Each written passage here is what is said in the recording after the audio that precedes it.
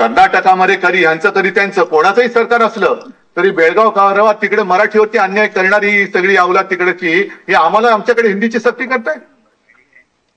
तामिळनाडूमध्ये स्टालिन बसले तिकडे जाऊन बोलून तर दाखवा हिंदी मधला ही बघा बोलून बघ. पण आम्ही प्रेमाने सगळ्यांना आपलंसं करतोय काय हिंदीचं आणि आमचं काही वैर नाहीये.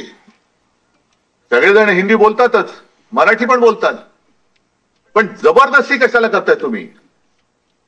आणि त्यावेळेला मुलांचा सुद्धा विचार करा ज्या त्या वयामध्ये म्हणजे मला शिवाजीराव भोसलेंचं एक भाषण हे ह्या सगळ्या कॅसेट मला शिवसेना प्रमुखांनीच दिलेले आहेत. त्यांचं एक भाषण त्या भाषणातला एक मुद्दा फार भावणार आहे. त्यांनी सांगितलं की छत्रपती शिवाजी महाराज आणि ज्ञानेश्वरांनी ज्ञानेश्वरी लिहिली काय वयाचे होते 16-17 बरोबर आहे. शिवरायांनी तोरणा जिंकला काय वयाचे होते 16-17.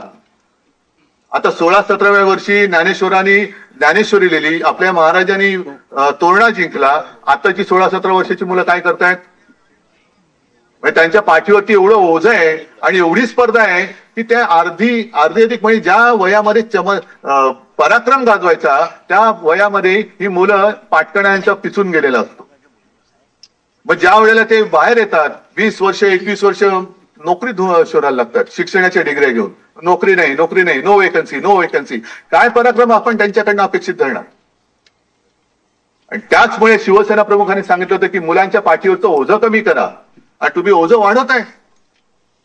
त्यांना त्यांचं जे काही खेळण्याचं वय आहे बागडण्याचं वय आहे त्या काळामध्ये तुम्ही सक्ती अरे त्याला शिकायचं शिकू द्या ना. शिकू द्या शिकतील. अगदी आपल्या प्रत्येक मराठी भाषिकांकडे म्हणजे आता मी नरसिंहरावांचं उदाहरण घेईन तुम्हाला. नरसिंहराव तर मला कोणीतरी सांगितलं 14 भाषा यायच्या उत्तम मराठी बोलायचे पण कुठे सक्ती होती त्यांचे ते शिकले. फार दूर कशाला जा. मी शिवसेना प्रमुखांचं आणि माझ्या आजोबांचंच उदाहरण देतो.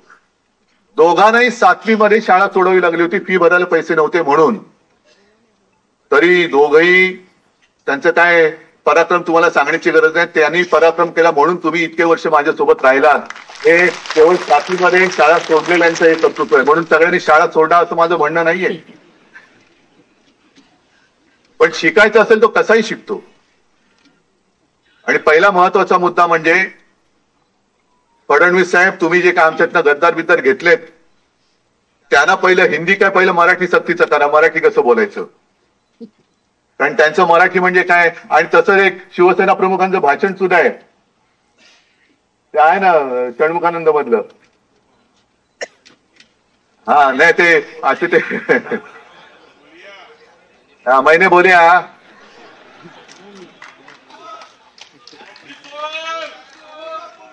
नको वन्स मोर नको एकदा झाले थोडं बस.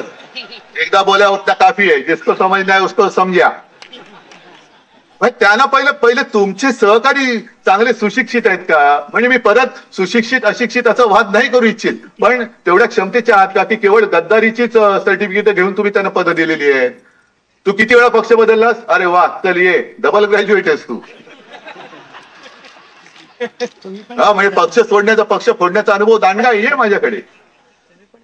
ही सगळी अशी तितर भीतर झालेली लोक आणि ही आपल्या राज्याचं शैक्षणिक धोरण शिकवत आहेत. हे एक शैक्षणिक धोरण ठरवत आहेत. हे मोठं दुर्दैव आहे.